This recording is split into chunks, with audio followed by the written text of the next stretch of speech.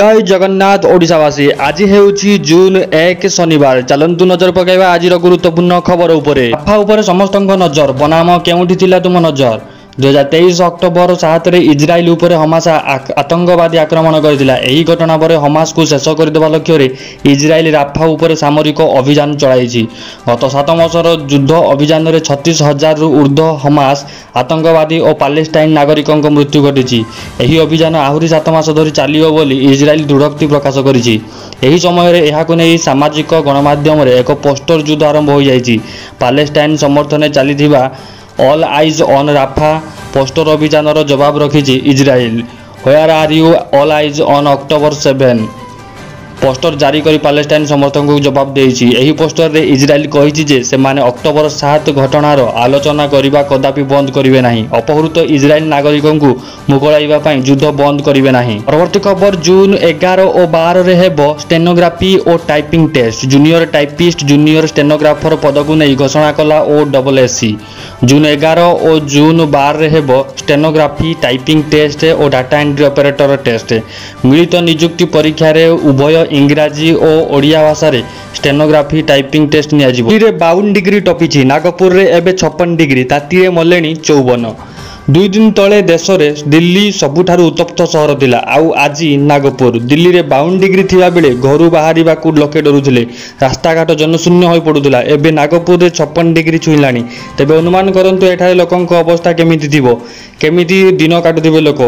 56 degree सह नागपुर देशर सबुठारु उत्तप्त सहर बोली रेकर्ड करा जायछि। परवर्ती खबर आत्मसमर्पण करिबा पूर्व सांबादिक सम्मेलन रे भावप्रवण हेले केजरीवाल। जून 2 तारिख अर्थात रविवार दिन आत्मसमर्पण करिबे केजरीवाल। एने आज एक सांबादिक सम्मेलन करी सूचना देइछन्ति दिल्ली मुख्यमंत्री तथा आम आदमी पार्टी जातीय संयोजक अरविंद केजरीवाल। से एक सांबादिक सम्मेलन रे कहिछन्ति जे सुप्रीम कोर्ट पक्षरु मते 21 दिन समय मिलिछि।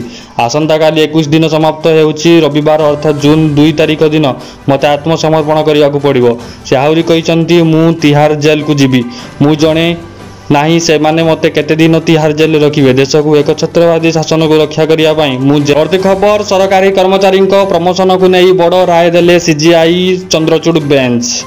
देशर सरकारी चाकरी पाई बहुत आग्रह अच्छी लोकंक मध्य। केवल सेतिक नुहे सरकारी चाकरी रे पदोन्नति पाइबाकू मध्य अधिकारी अच्छी।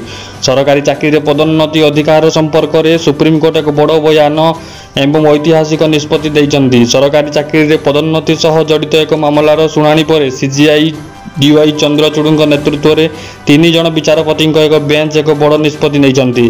सर्वोच्च न्यायालय तांको निष्पत्ति रे कहिछन्ति जे चाकरी रे पदोन्नति एक सांबादिक अधिकार नुहे।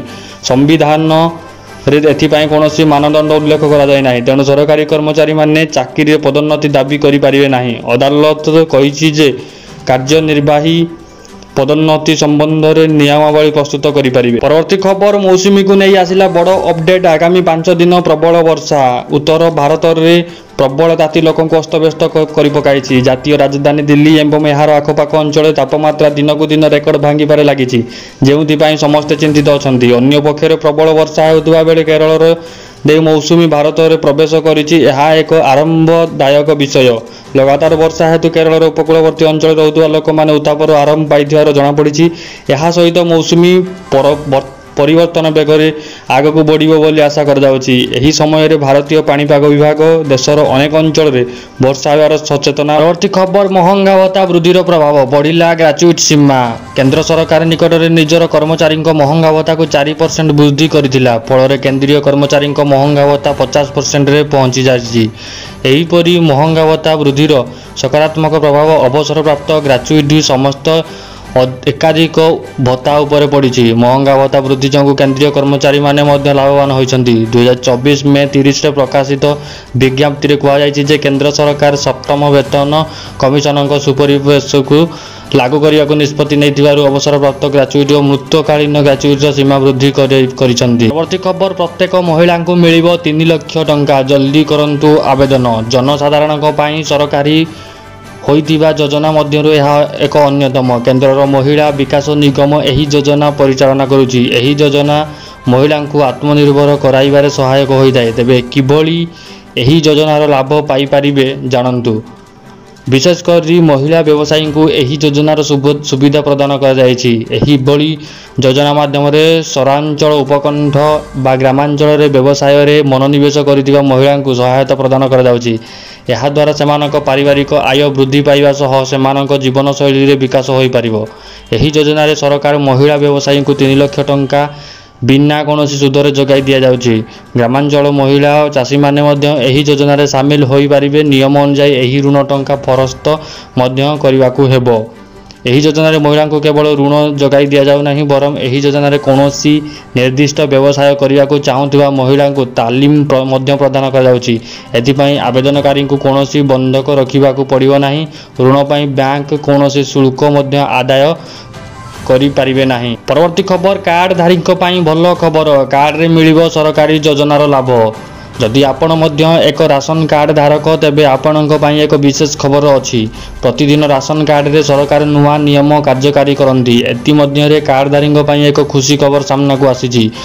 एही समय रे जन आरोग्य योजना सरकार राशन कार्ड रे कार्यकारी करूछंती। आसंतु जानिबा जन आरोग्य योजना कोन एवं केउ मानकु एहार लाभ मिलिबो।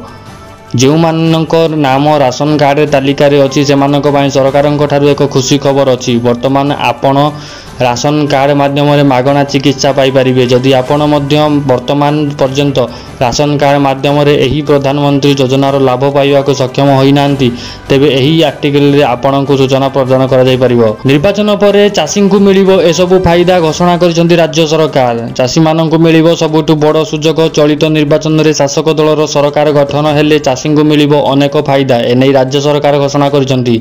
ओडिशार मुख्यमंत्री नवीन पटनायक घोषणा करिसंती जे चाषी माने सेमानकर झीओ बाहागर करबा समय रे राज्य सरकारक पक्षरु सेमानकु विवाहगर निमंते 25,000 टंका पर्यंत सहायता राशि जगाई देबे। एथि सहित चाषी मानकु बिना सुधरे 1.5 लाख टंका पर्यंत ऋणर सहायता करिवे राज्य सरकार। मागणा बिजुली देबार प्रतिश्रुति दैछंती। चाषी माने अमल करुतबा सबु फसल विक्रय पई 500 कोटी टंकार गोदाम एवं मंडी तैयारी करबाकू अर्थ मंजूरी करिवे बोली कहिसंती। तेणु एसबु 2024 निर्वाचन पर बीजेडी सरकार आसिले एहार लाभ चाषी को मिलिबो।